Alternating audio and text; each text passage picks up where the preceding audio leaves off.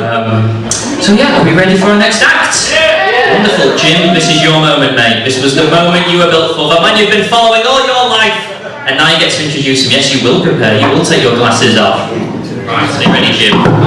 On the count of 3, 1, 2, 3. You're gonna make some noise, you're gonna start clapping. You're gonna start clapping. Stop your feet, my hands, hello, Fraser Wilson! First of all, anyone that came in from Salford and its surrounding areas without being stabbed or buggered, well done, perfect. Right, now, I really like being in Manchester. Manchester's a great city because it is the only city where you can see a man pissed off his face at 4 o'clock in the afternoon wearing a traffic cone as a hat and think that's a man having a good day.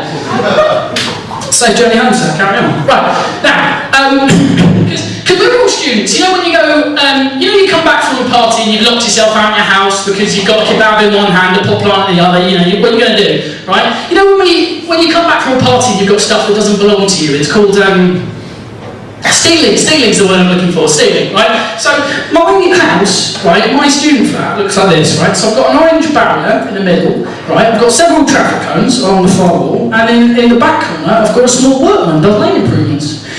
It works for Transport for Greater Manchester, yeah, that's, alright, fair enough. I say it's a lie, I say it's more of a sex dungeon than a bedroom.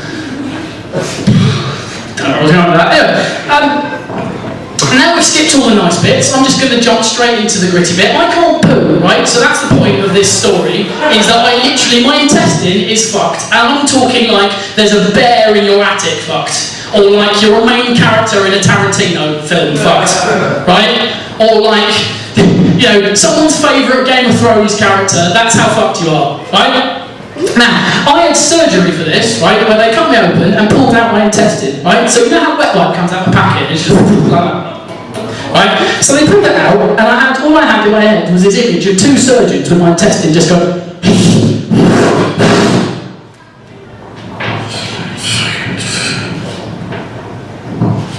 a little more like a dog or a giraffe.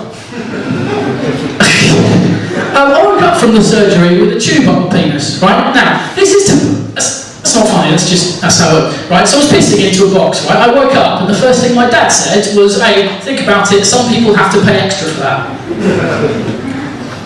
No, my dad's actually, he's quite childish, and I can see him laughing away at the back. Hi Dad, you're right. This is a man, right, who, in the ward in the hospital where I live, there's a room that says admissions and discharge, right? And the first thing my dad thinks is, have they got cubicles? And then just go... Sickening, it really is. This is a man who thinks it's a good idea to staple gun my trouser legs to my bedpost whilst I'm sleeping, right? Who does that to their own kids? Like, seriously. This is a man, I'll give you one more. This is a man whose new favourite sport, that's right, he's invented an own sports where he takes the O's and the R's off the new Mini Countryman. It's a slow burn of that joke, I'll give you that, hang on. See, I know that visual aids are great for any kind of comedy gig. Because it says, forget it. Right, never mind. The point is, right? Dad's also black, as you can see. Hello, Dad. Right, but it makes it really difficult to talk about his side of the family, mainly because they're from Norwich. So anyone in from Norwich? Yeah, cool. Give me 6. 60,000 people, 2 surnames, there's something wrong there. Get it? Because, alright, forget it. Never mind, they say Norwich is coming into its own, but it really fucking made it. It's an incest joke, forget it. Never mind. Okay, now, speaking of Norwich, my nan's from Newcastle, right? So, my nan, poor woman was nearly 101 when I killed her. How did I kill her? Died, she died. No, she died, right? You can't prove it. I have an alibi for that. The last thing she genuinely, the last thing she said to me was, what are you doing with that ham, Fraser? Because, alright. No, this is, she was crazy. At 99, we put her in a care home, and she discharged herself after a week because she, and I'll quote her, don't like the old people walking past my windows. At 100 years old, she gave me the only girl advice she said I'd ever need, okay? Which was, what you have to understand is that all the pretty girls are either taken, lesbian, or psychotically unhinged. Which I think was, my first reaction was, oh my god, I'm going to die alone. My second reaction was, I think there might be an element of truth there, but that is literally because my last 2 girlfriends both turn out to be lesbians. So if I get to 3 in a row, I literally have to kill myself. That's it. That's the end of your life. Yeah. I can clearly see this isn't going very well, so I'm going to end. Right, I'm going to leave you with this.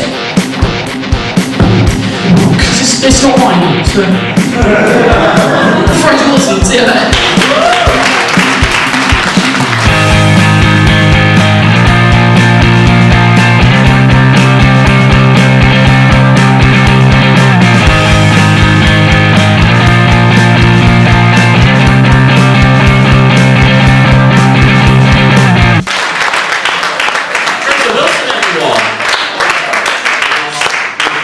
Wonderful insight into how his intestines work there. Couldn't resist his hatred for Norwich and the rest of Angley staff.